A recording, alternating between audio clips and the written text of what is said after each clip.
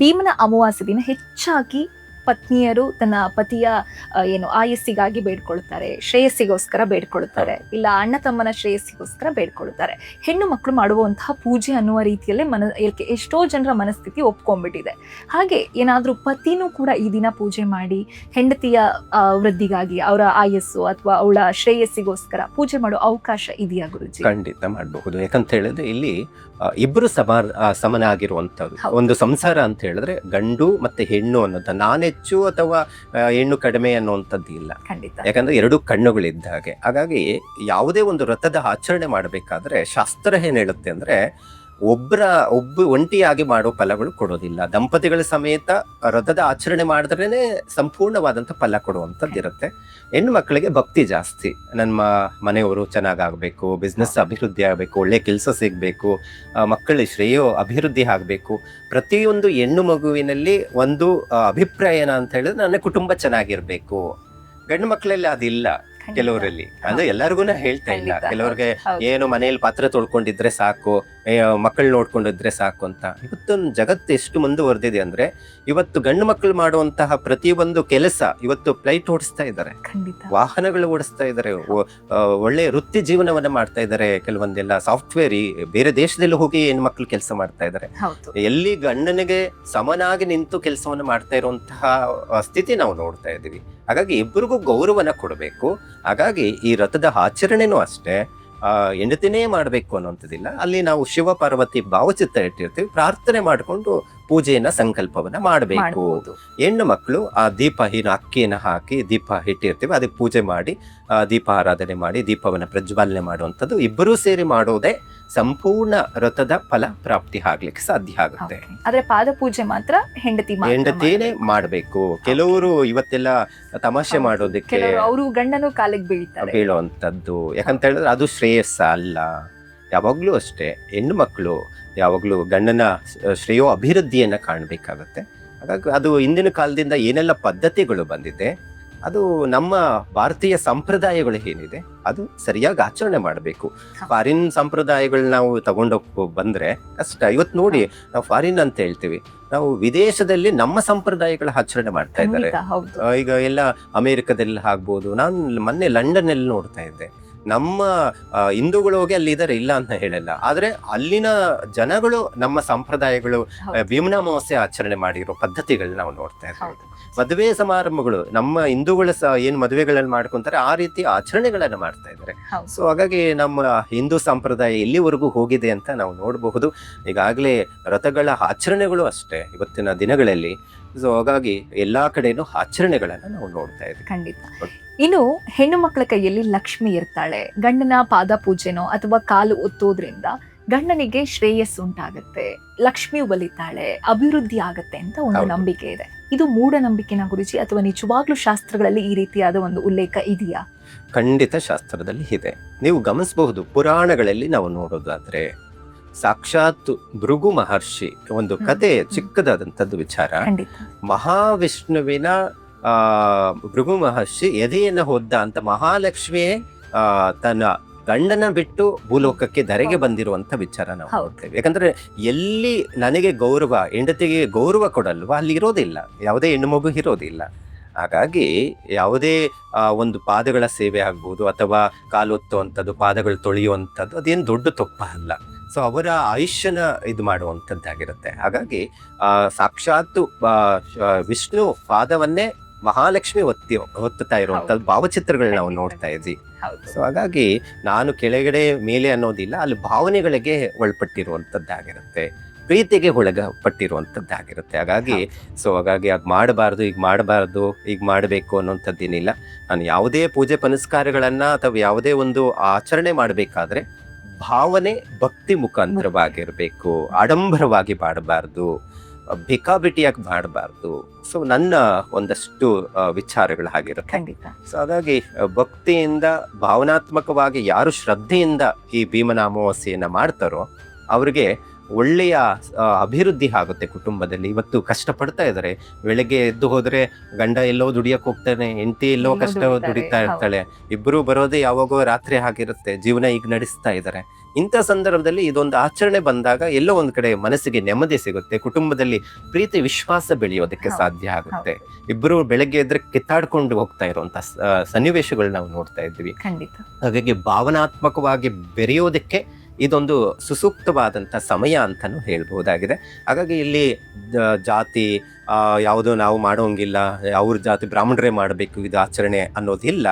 ಹಾಗಾಗಿ ನಮ್ಮ ಹಿಂದೂ ಸಂಪ್ರದಾಯದಲ್ಲಿ ಯಾರೆಲ್ಲ ಇದಾರೋ ಪ್ರತಿಯೊಂದು ಜಾತಿ ಧರ್ಮದಲ್ಲಿ ಇರುವಂತವ್ರು ಇದು ಆಚರಣೆ ಮಾಡಬಹುದು.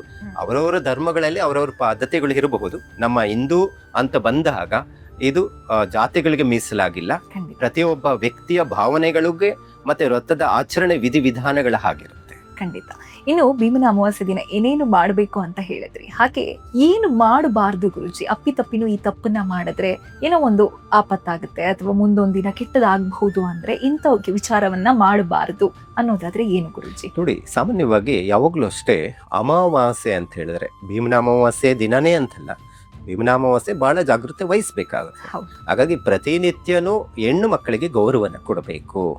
ಅವಾಚ್ಯ ಶಬ್ದದಿಂದ ಯಾವುದೇ ಕಾರಣಕ್ಕೂ ಬೈಯುವಂಥದ್ದು ಇರೋದಿಲ್ಲ.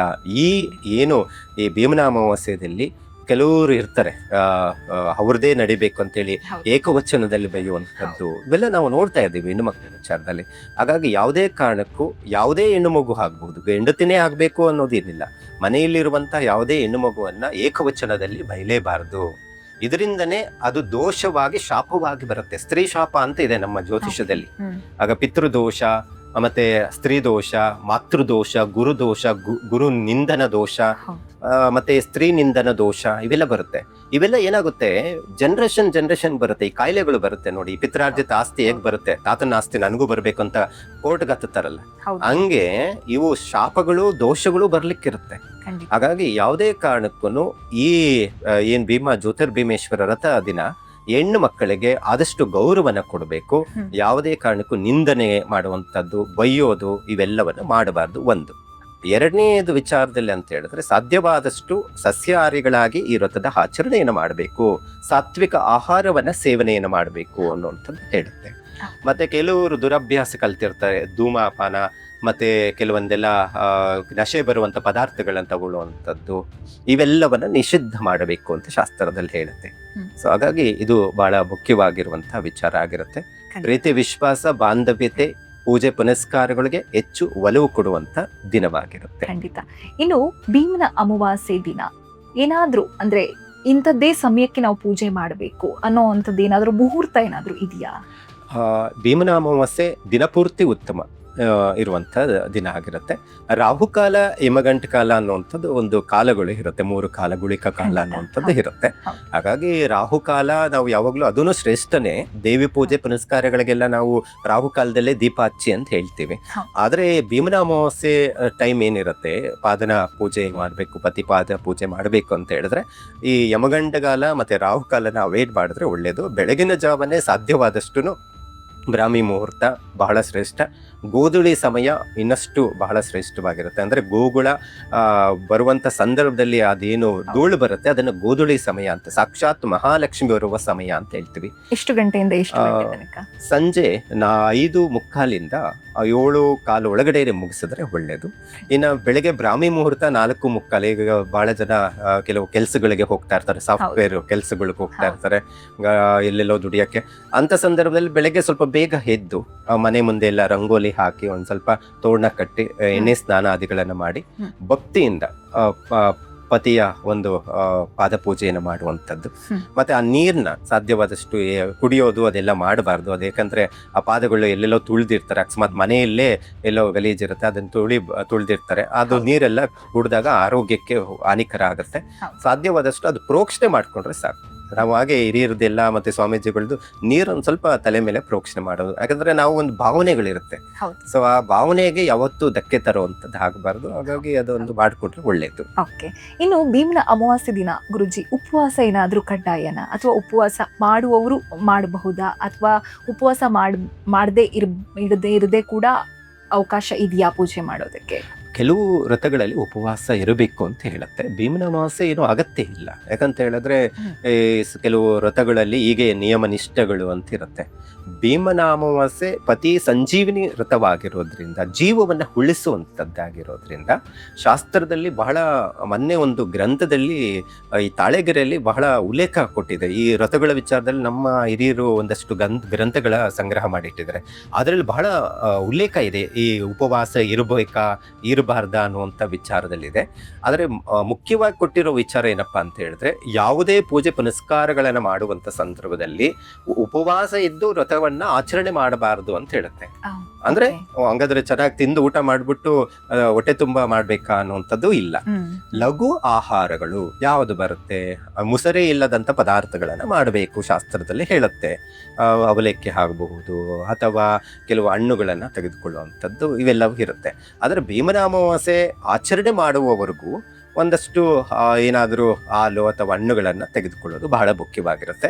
ಕಂಪ್ಲೀಟು ದಿನಪೂರ್ತಿ ಉಪವಾಸ ಇರಬೇಕು ಅನ್ನುವಂಥದ್ದು ಎಲ್ಲಿ ಶಾಸ್ತ್ರದಲ್ಲಿ ಇಲ್ಲ. ಹಾಗಾಗಿ ಆಚರಣೆ ಸಂದರ್ಭದಲ್ಲಿ ಉಪವಾಸ ಇದ್ದು ಆಚರಣೆ ಮಾಡೋದಕ್ಕಿಂತ ಏನಾದರೂ ಲಘು ಆಹಾರವನ್ನು ತೆಗೆದುಕೊಂಡು ಅವತ್ತು ಒಂದಷ್ಟು ಬಾಳೆ ಎಲೆಯಲ್ಲಿ ಹೋಳಿಗೆಯನ್ನು ಮಾಡಿ ಬಡಿಸುವಂಥದ್ದು, ಪೂಜೆ ನಂತರ ದೇವರಿಗೂ ನೈವೇದ್ಯವನ್ನ ಇಡಬಹುದು. ಯಾಕಂದ್ರೆ ವರ್ಷದ ಮೊದಲನೇ ಹಬ್ಬ ಆಗಿರೋದ್ರಿಂದ ದೇವರಿಗೆ ಕಜ್ಜಾಯವನ್ನ ಇಡುವಂಥದ್ದು, ಮತ್ತೆ ಭಂಡಾರ ರೀತಿಯಲ್ಲಿ ನಾವು ಕಡುಬನ್ನ ಮಾಡಿರ್ತೀವಿ. ಕಡುಬು ಬಹಳ ಮುಖ್ಯವಾಗಿ ಮಾಡಲೇಬೇಕಾಗುತ್ತೆ. ಆ ದೇವರಿಗೂ ನೈವೇದ್ಯ ಮಾಡಿ ಅದನ್ನು ಸಹ ಆಹಾರ ರೀತಿಯಲ್ಲಿ ಸ್ವೀಕಾರ ಮಾಡಬೇಕು. ಖಂಡಿತ ಗುರುಜಿ, ತುಂಬಾ ಸುಂದರವಾಗಿ ತಿಳಿಸ್ಕೊಟ್ರಿ. ಭೀಮನ ಅಮಾವಾಸ್ಯೆಯ ನಿಜವಾದ ಮಹತ್ವ ಏನು, ಯಾಕೆ ಭೀಮನ ಅಮಾವಾಸ್ಯೆಯನ್ನ ಪೂಜೆ ಮಾಡ್ತಾರೆ, ಜೊತೆಗೆ ಯಾವ ರೀತಿಯಾಗಿ ಪೂಜೆ ಪುನಸ್ಕಾರಗಳನ್ನ ಮಾಡ್ಬೋದು, ಎಲ್ಲವನ್ನ ತಿಳಿಸ್ಕೊಟ್ರಿ. ಧನ್ಯವಾದಗಳು ಗುರುಜಿ ನಿಮಗೆ. ಹರೇ ಶ್ರೀನಿವಾಸ. ಎಲ್ಲರಿಗೂ ಸಹ ನಮಸ್ಕಾರಗಳು.